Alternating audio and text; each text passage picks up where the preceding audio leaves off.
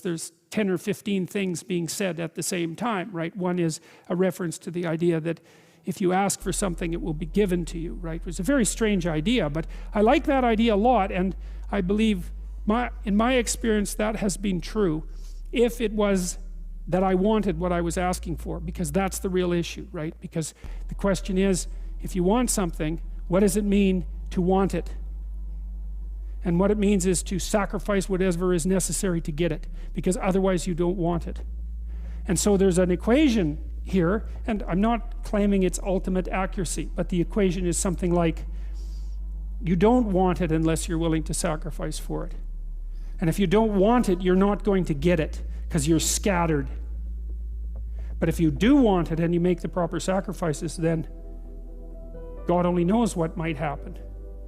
And that's see, one of the things I really like about the existential philosophers is their emphasis on personal responsibility. You know, many of them had an emphasis on the role that people had in shaping their own destiny. For the existentialists, and I think this was a consequence of the religious substructure of philosophical thinking, it was self-evident that life was tragic and bitter. And fair enough, but that isn't where it ended. The next issue was, well, there are better and worse ways of dealing with that, and the better way of dealing with the fact that life is tragic and bitter is to posit the self you could be and live authentically in relationship to that. And then the next issue, and this is something Kierkegaard talked about, particularly when he talked about the necessity of being a knight of faith, is that the thing is, and this is, I think, part of life that's the intractable adventure. No one can take the adventure of life away from you. They can't do it with good advice, for example, because no one can demonstrate to you that if you straighten yourself out and aim at what you want and make the proper sacrifices, that your life will turn out in the manner that you might want it to turn out. It isn't in anyone else's purview to make that judgment. The only person that can possibly figure that out is you. It's something that can't be stolen from you. I would say it's your destiny. It's a destiny that cannot be stolen from you. And you can forego it.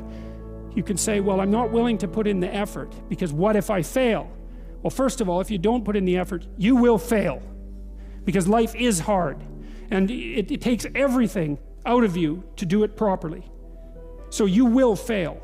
And if you make the proper sacrifices, you might fail. That's why I like the ambiguity in the story of Cain and Abel, because we're never really told why God rejects Cain's offerings. There's hints that Cain maybe isn't doing as good a job as he should, and he certainly gets bitter about it, but there's no smoking pistol. It doesn't say, well, Cain is a bad guy and he made terrible sacrifices, so God rejected him. You never know. Cain might have been working pretty damn hard and things still didn't work out for him. And I think that ambiguity is appropriate in the story, because that ambiguity is in life.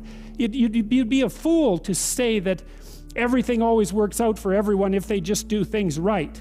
I mean, I think that's a very careless thing to say, given how much tragedy and catastrophe there is in the world and how much of it seems to be undeserved. But that still has very little bearing, I think, on your own individual adventure and the necessity for